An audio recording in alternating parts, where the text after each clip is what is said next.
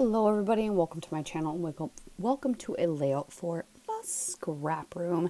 Today we are going to be playing with the Freaky Fest formula and the Carta portion. If you would like to see a kind of flip through of everything that is in the kit, you can do so. If you wait till the end of the video after the still shots and the close-ups, then you will see it. I am trying that new this month to see if that helps at all, so people can just get right to the process. And then if they really want to see a breakdown of everything that's in the kit, it's at the end of the video, or you can definitely go check out Tina Gale's reveals if you haven't already. At the beginning of the month, she's got great videos on YouTube, the Scrap Room's YouTube, for that. So today we're doing a Freaky Fest formula. So I cut the green, that green pattern into the 3x10, and then I decided to do this kind of craft. It looks like a basket weave almost, by the 5x12 and make that like half my page. And then there is a 1/2x12. I decided to do 2 of those actually out of this dark blue. I figured they'd be really good borders. And then a 2x10 out of the floral. So I'm going to mat my photo on the green and then this gorgeous orangey colored paper, which at first glance I thought it was more of a pink when I was trying to pick out a photo. But yes, it is more orangey, but it still works real good. I love the stickers and things. You get 2 sticker sheets with this kit, and I got some. Right away, I thought of this photo of my niece when I saw the sticker that said "Good Vibes." She's just randomly reading a paper with her sunglasses on in the house at night. I believe. Yeah, at night. Just super cute. So wanted to document that, and that photo really, like, I really thought of that photo when I kind of saw elements of this collection. My one piece from my one sticker sheet I got also has tons of banners on it, so I really wanted to play with those and use those up as well. So double matted photo, the craft cardstock background. I'm going to kind of layer everything up and leave some white space below. And then I want to have my banners in clusters kind of below the photo was my thought. So I'm going to get everything glued down. I do cut this 2x10 to stretch a little bit farther behind my photo. I just didn't want to waste it. It literally is only like a 1/2 inch gap that I end up moving it. But yeah. So I'm going to kind of put everything on the top half of the page, and then we will start playing with the banners. I decided to kind of pop up, give myself some dimension, so I'm going to pop up just my photo and the floral strip that's going behind it, just to, like I said, add some dimension. And when I put a bunch of florals on the page as well, we'll add some more dimension.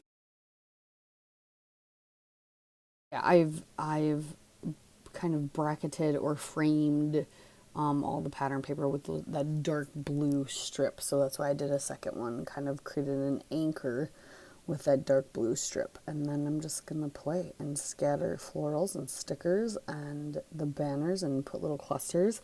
Once I saw how long the banners were, I realized I could definitely cut them in half or rip them. I just end up tearing them in half and double them up, basically use them twice.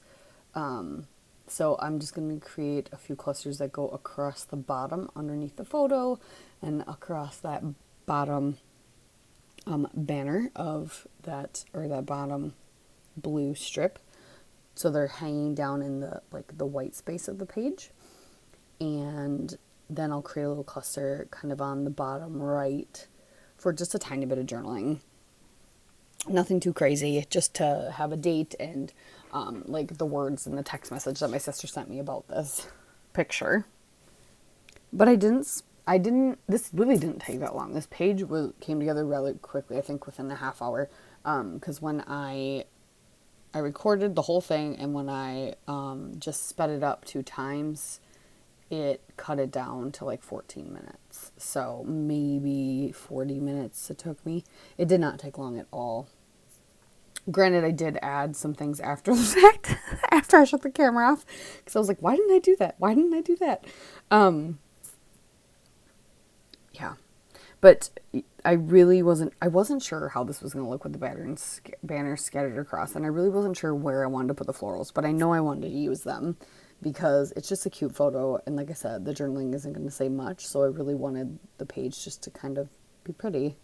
But I really enjoy how it did turn out. A couple things maybe I would have done a little different. Maybe not. I still could move the one cluster that kind of bothers me because it looks like it's two separate clusters now, and yeah, anyway.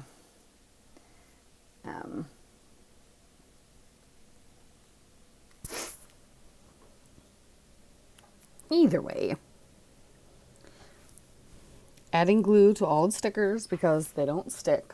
That is a curse of all crafting supplies. But it's good anyway, because if you want them to last and you don't want stickers falling off, you should really glue everything.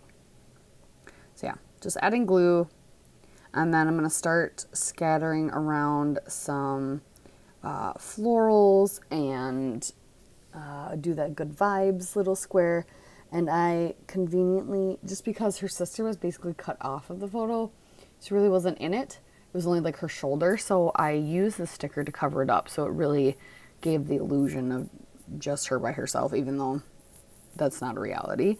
But that way the photo was a little more dynamic as just her by herself. So then after I get all those down, this is when I decide, okay, yep, I definitely need something down on the right hand side or down below on the right, just to kind of balance the page out and have one spot for journaling. So I happen to have, I have like a basket of all labels, labels and puffy stickers and things right at my fingertips. And this one label was kind of just calling my name, and it was like the same orange that's in this collection. It's from Elle Studio. So I grabbed that and I'm going to layer it with this sticker on the sticker sheet. I wasn't so sure about the sticker on the sticker sheet, but I figured if I layer florals with it, it would help. It would make me more sure about how I want to use it. It was on my sticker sheet, it's those stickers that they're kind of like framed artwork stickers. And those always, yeah, they're good for tucking pieces to get hints of things, because if you don't want to constantly use them as wall art, like you're making a page of walls or a room, which I don't think is realistic that people are doing that all the time. They maybe would be good for cards. I don't know. Some of them, yeah. So I'm going to do a bunch of layering up, and then that orange label down there. And then there's a couple circle stickers I'm going to tuck around down there as well. I feel like I'm looking at my page and one has already fallen off, which is sad because nope, it didn't. Just kidding. I just am blind. And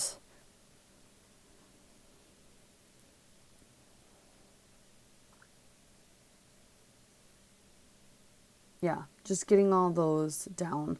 So something I added after the fact, I forgot that I had a strip of enamel dots with this because my stupid shirt must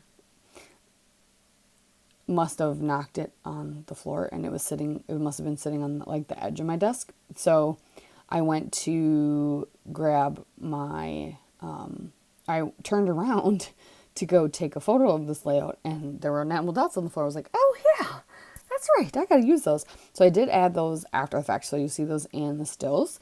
And then I also added, I didn't like that there really wasn't a title, and I didn't like that there was like the gap below the photo. So I happened to have some American Craft stickers. They're from a specific collection, I think a birthday collection, but they're white, and I like the thin font they are, and it fit perfectly. The word love fit perfectly under the photo. So I added that as well. But here in a second, I am going to add some splatters of this shimmers that is all gone. I got whatever I could out of it.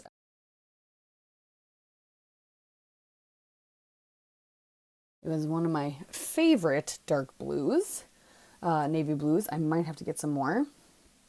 Or I do have some acrylic spray as well. That's navy blue. But just to add a little bit of sparkle and shine, a little bit of shimmer. Kind of did splatters around where all the clusters were. And yeah, that's pretty much all she wrote.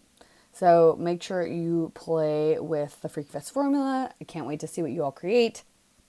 Make sure you share it on the Facebook group for sure. And go grab yourself this Flavors of the Month kit from the shop. We thank you so much for watching, and we'll see you next time. Okay, bye.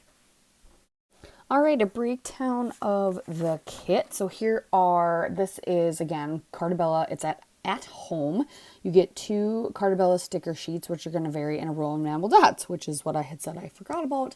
But you do get a roll of enamel dots. And then you get the sheet called Wonderfully Beautiful, Burst of Love, and then Wicker Basket, and 2 sheets of craft cardstock. So that is all in that portion of the Flavors of the Month kit.